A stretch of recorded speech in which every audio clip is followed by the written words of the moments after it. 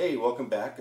I'm glad that you paid attention to that commercial we just had. It was probably for some mortgage company that's no longer in existence. The best cooking tools you have are your hands. The second best place to buy cooking tools is Home Depot. Other than knives, you want to get those at a good knife place. The reason I say Home Depot is I use screwdrivers and stuff a lot.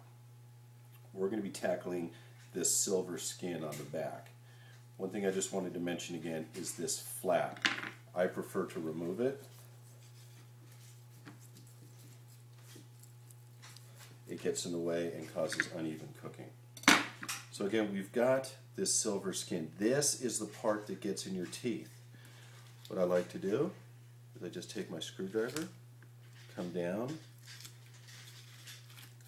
on top of it, and score along the back of each bone. It also makes a really cool sound. It sounds like something that Freddy Krueger would do. So go along each portion of the rib and take it off. And to get it, if you have a really good grip, you can take it with your fingers and pull it off. Otherwise, you can wrap a paper towel around it. Sometimes if you're lucky, you just get it to come off like that. Frida thinks that's cool.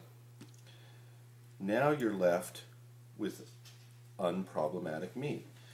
This side, it's hard to get it off just the meat, so I just like to score it. We just take it down. What this is going to do, a lot of this silver skin is collagen. It's what's holding the meat together and allowing the meat to stay in bundles, which is how muscle contracts and expands.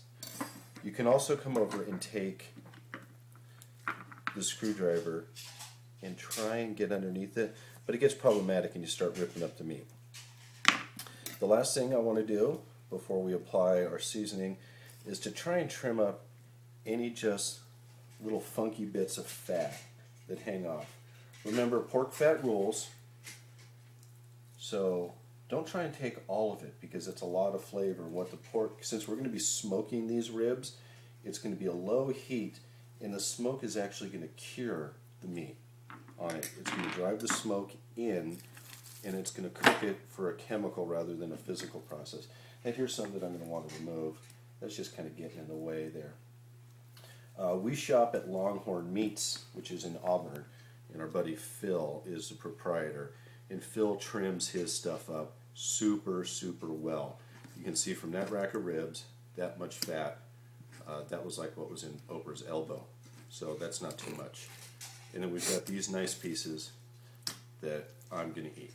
So you can see on here, there's that whole line of silver skin on the back. That's not good. So we're going to take another short break. When we come back, I'm going to show you the best way to apply seasonings, and we're going to get this ready to throw on the grill. So we'll see you in a few minutes.